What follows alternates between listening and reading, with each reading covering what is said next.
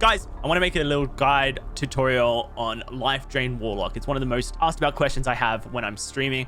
What spell should I bring? What stats should I bring? You know, how does Life Drain Warlock work? Why are you running it? So there's two popular builds for Warlock right now. There's your Torture Mastery build and there's your Life Drain build. And when you're building for both these builds, you have to consider stats like for Torture Mastery, you're looking for about 9 magical healing. You're looking for about 310 movement speed with a book equipped. So you need to be quite speedy. Then you're looking for stats like additional magic damage and true magic damage. Probably somewhere between 6 to 10 true / additional magic damage. You obviously need knowledge for your build. We're looking for about 24 knowledge minimum. And honestly, the more knowledge, the better when it comes to Warlocks because it increases your spell casting speed. So you definitely want as much knowledge as possible. And then on top of that, you're looking for will and magical power. And as a baseline, I like to aim for about 40% minimum magical power. And so this is all the stats necessary to make a Torture Mastery build work in the current meta.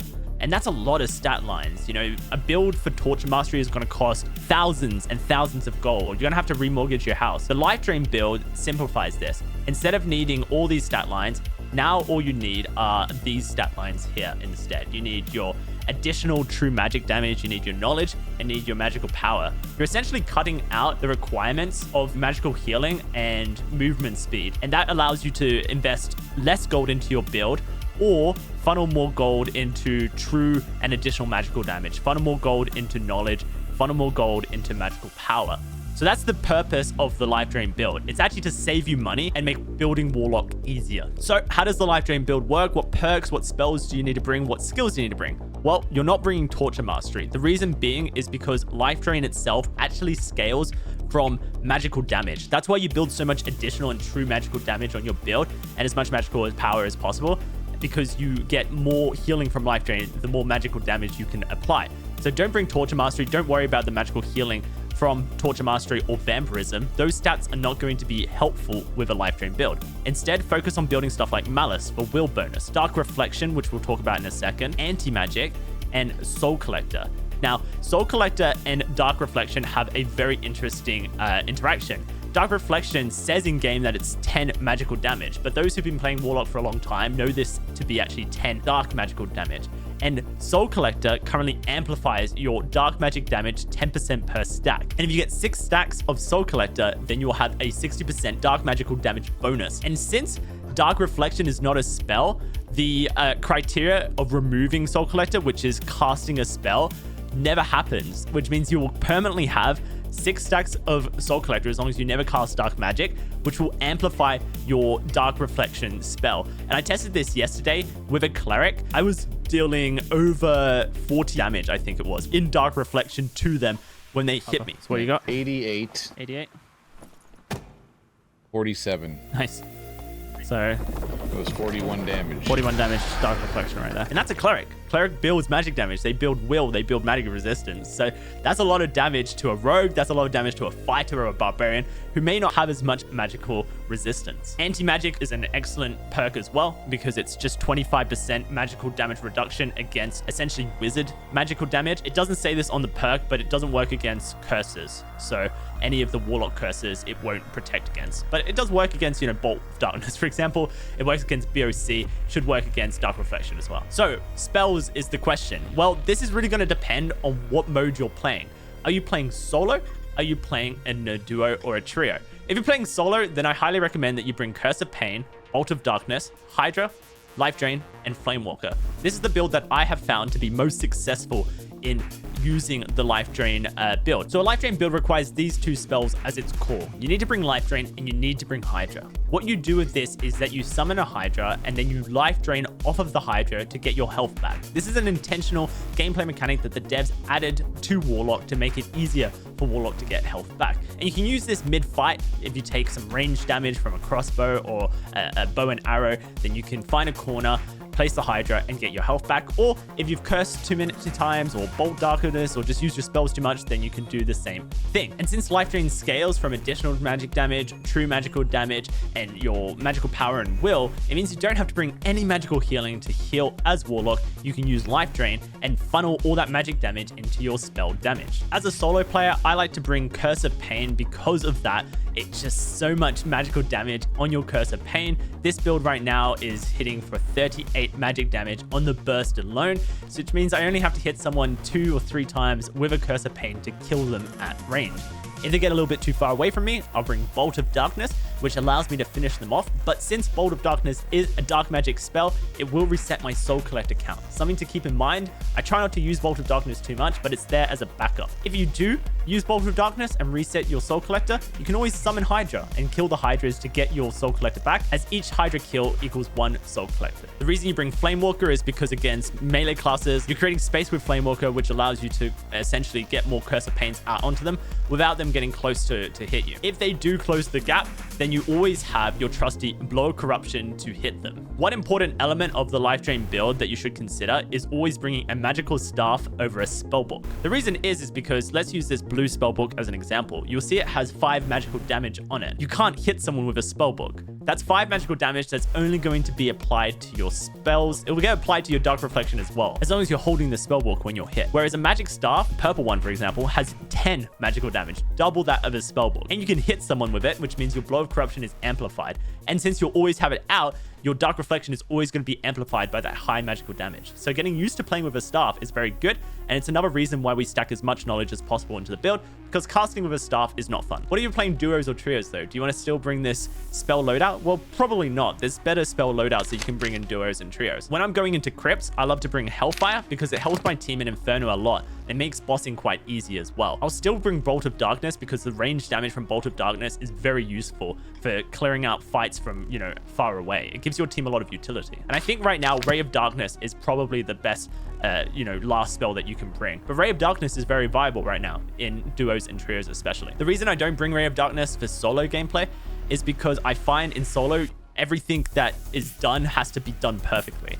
A barbarian's pushing on you, a fighter's pushing on you, a rogue's pushing on you. If you do not burst them down quickly, then you're in trouble. And Ray of Darkness is more of a sustained damage. High sustained damage, but it is sustained nonetheless. And it makes you slow and vulnerable during the process to ranged damage. And so I prefer to stay as mobile as possible and cast Hit, Scan, Curse of Pains to burst someone down rather than move slowly and try and, sustain damage them with Ray of Darkness. But in duos and trios, especially when you have a cleric backing you up, then it's way more viable and very good in those modes. If you decide to bring more dark magic damage into your build, then you're going to be losing your Soul Collector buff from casting. So in that instance, you may actually want to remove Dark Reflection because you don't need to worry as much about being hit, and instead bring Dark Enchantment to boost up your dark magic damage that you're dealing with Ray of Darkness and with Bolt of Darkness as well. But that's a choice that you can make. Obviously, Dark Reflection with a staff is going to hit someone for roughly about 50 magic damage. So if you want that burst on a rogue who's jumped onto the front line, then you've got that burst and you can take them out very quickly. You've got a lot of choices, basically. Just a reminder, Vamperism for the 20% magical healing is not necessary in this build because it's only going to give you a small, and I mean very small, buff to your life drain. And so I would rather bring perks that are going to amplify my damage output and just build the magic damage required to make life drain work. So here's an example of a high-end build that I purchased. This build probably cost me about 1.5 to 2,000 gold. It's obviously relatively good. We've got a purple magic staff for 10 magical damage. We're building true magical damage on our Shadow Mask. We're building true magical damage on our Adventurer's Cloak.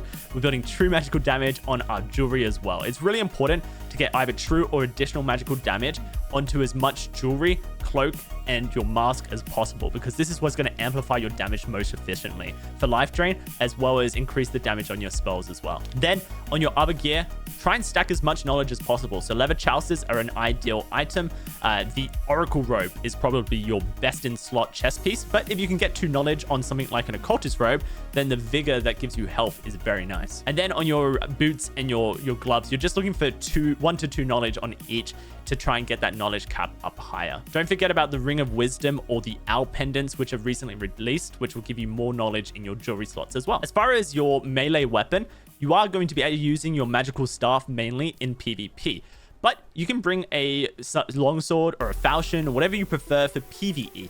I prefer the longsword because it has a parry mechanic. It means I can go parry the cave troll if I want to do solos, or I can just parry some goblins and clear them nice and quickly. But honestly, you don't even need to bring a secondary weapon if you don't want to. You can just use your magical staff to PvE. I just think that there's, more fun options out there, and that's why I bring a longsword. So let's say you want to try a Life Drain Warlock build out, but you don't want to spend a lot of gold on making it happen. Well, how do you do this on a budget?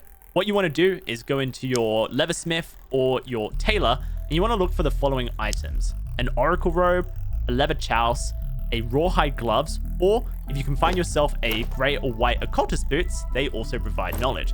What you're looking for is just 3 of the 4 items, and that will give you 3 knowledge across your gear and allow you to go into normal lobbies to, get started, get going.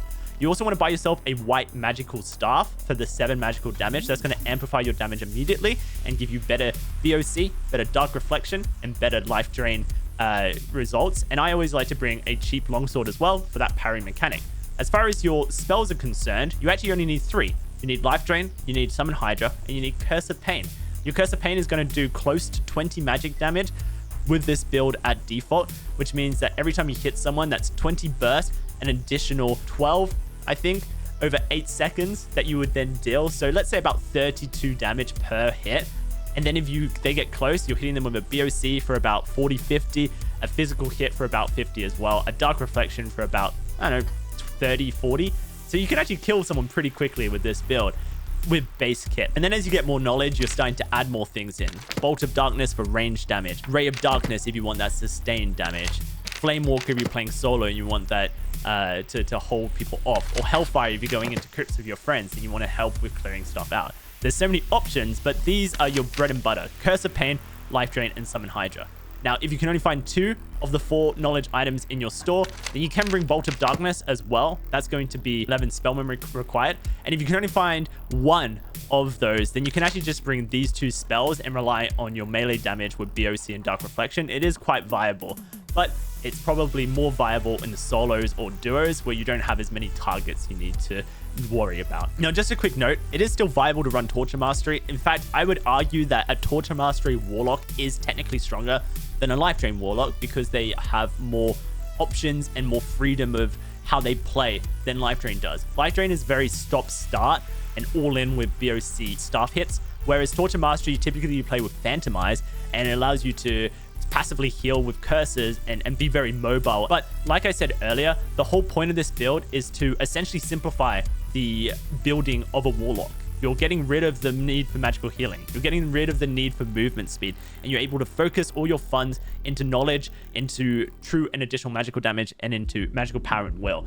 It just makes it a lot more simple when you're building your Warlock. So I would highly recommend this for anyone who wants to get into Warlock but has found Torture Mastery to be punishing, painful, or just hard to itemize into. Life Drain Warlock is going to make things a lot simpler, and you can just forget about magical healing altogether when playing Warlock. So let's get into some gameplay to show how the Life Drain build works and show how you're meant to be fighting people.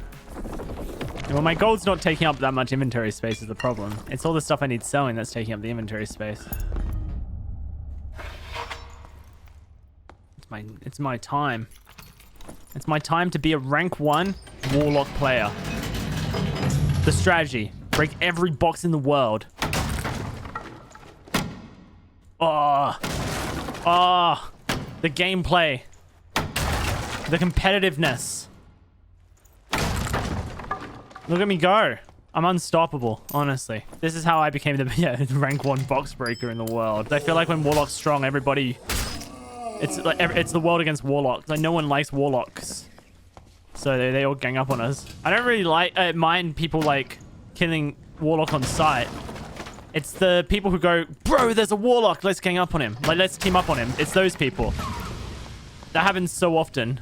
I never see it for, other classes. When I play other classes, I never hear someone go, bro, there's a wizard, let's kill him.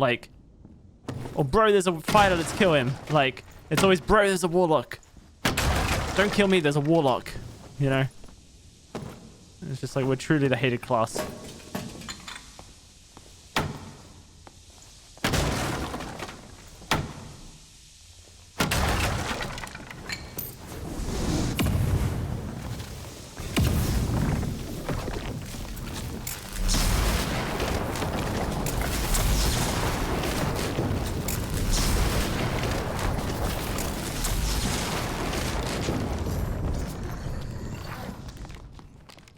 Oh dear.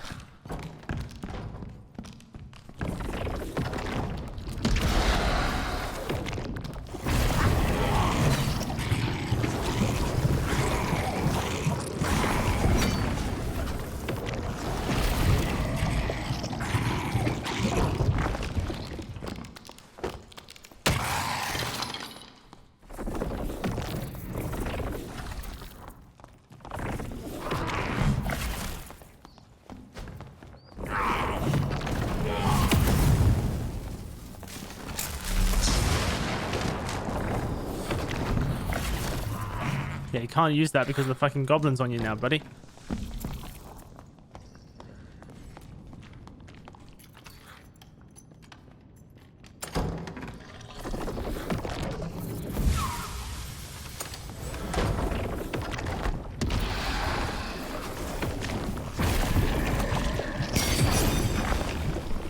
Bro, smite meta.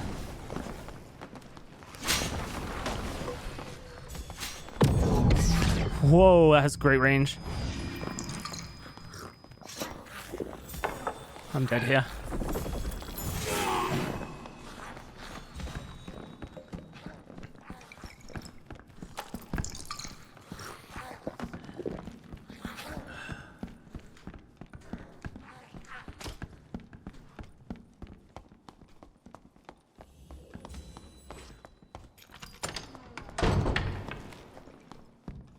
Alright, I'm fine.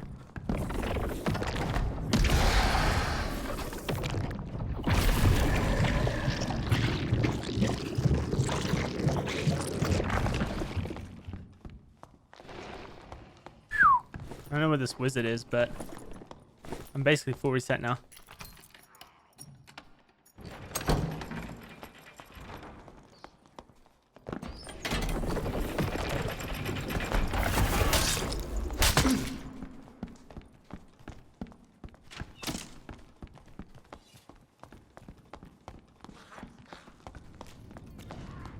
Alright, this is still bad. There's the wizard.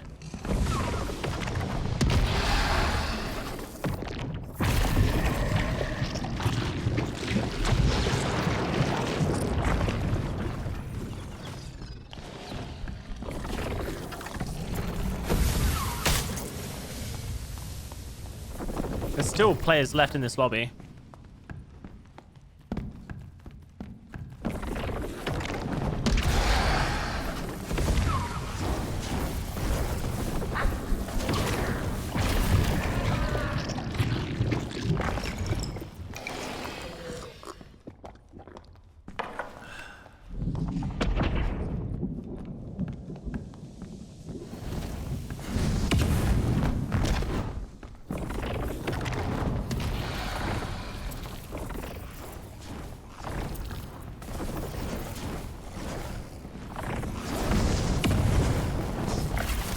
Bro, that's a bad miss.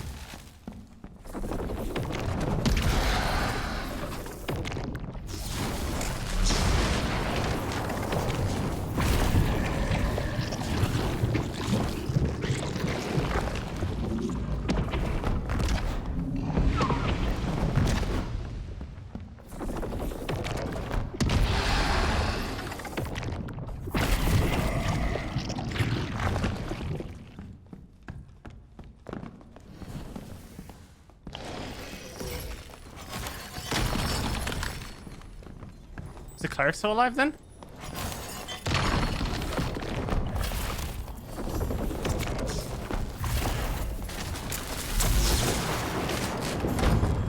Yes, he is.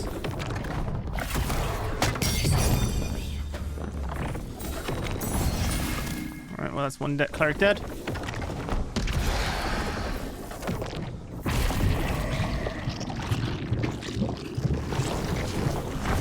Bro, nice fucking lag.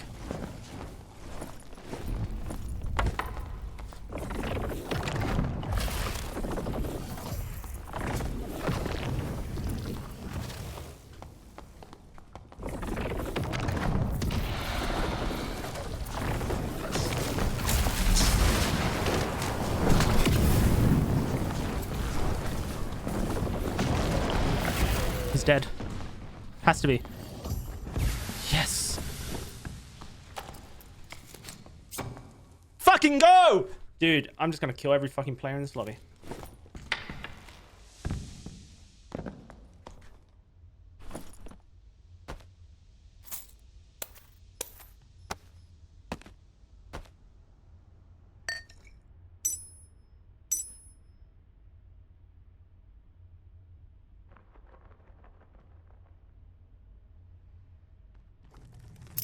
Okay.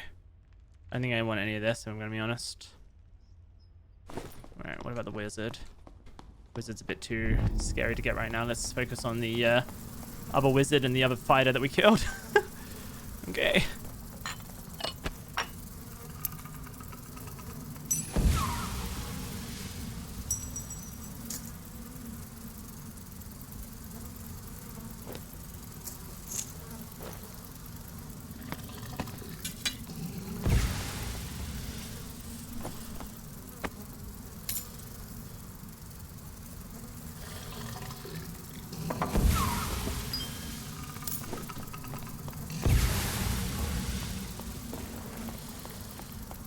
Fuck me, man.